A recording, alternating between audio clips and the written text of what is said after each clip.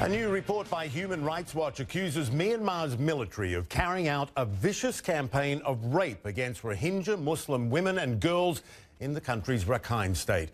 Earlier this week, a UN envoy said sexual violence was, quote, being commanded, orchestrated and perpetrated by the armed forces of Burma. Its military released the report on Monday denying all allegations of rape and killings by its security forces. It also announced it was replacing the general in charge of Rakhine State.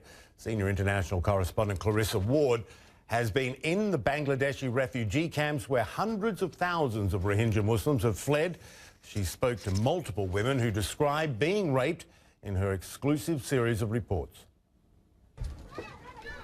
Rashida Begum rarely speaks these days. When she does tell her story, she speaks quietly and mechanically, as if trying to recount what happened without reliving it.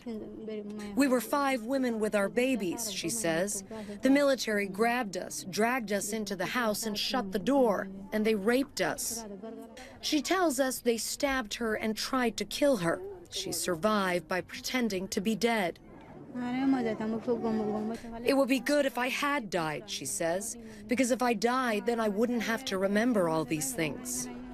Stories like Rashida's are all too common in the Bangladesh camps that now host nearly 1 million Rohingya Muslims.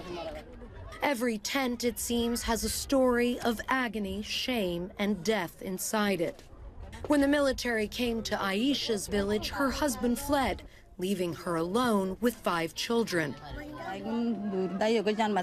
2 soldiers stood guard in front of my door, she says. Another came in and pointed his gun at me. He raped me. Did he say anything to you? He punched me and ripped off my clothes. He said, if you move, I will kill you. If you scream, I will kill you. And he covered my mouth with his hand, she says. I felt so awful. He did it so roughly. He did it without mercy. Human rights groups say that rape is one of the Myanmar military's most feared weapons. While it's difficult to estimate how many women have been assaulted, hundreds of cases have been reported.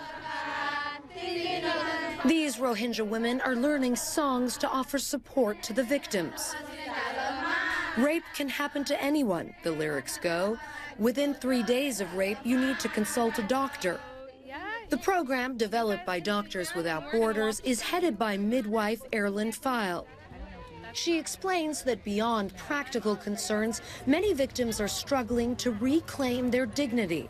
The piece for me that is kind of the most heartbreaking is that the women coming in are still wearing the same skirts, which is heartbreaking that 3 months later you're still putting on the same skirt that someone assaulted you in. For Aisha, the pall of shame still hangs heavy. When I remember what happened, tears come to my eyes. Why did they do this to me, she asks. Why did they rape me? She finds peace in reading the Quran. For many here, faith and ritual provide some solace amid the squalor. Rashida's anger still burns. What do you want to see happen to the man who raped you? If we get the opportunity, then we must take revenge, she says. We'll be pleased if the military who raped us and killed our parents are hanged. But for now, survival takes priority over justice. There are mouths to feed and a new generation to protect from the horrors of the past. And of course, Michael, it's very difficult for these women to talk about these issues. Rape is very much a taboo in the Rohingya society. But when we asked the women why they agreed to share their stories, they didn't hesitate to explain that they wanted the world to know. They wanted their suffering to be documented. And they wanted people in the international community to understand that they have been the victims of what they call crimes against humanity. Michael?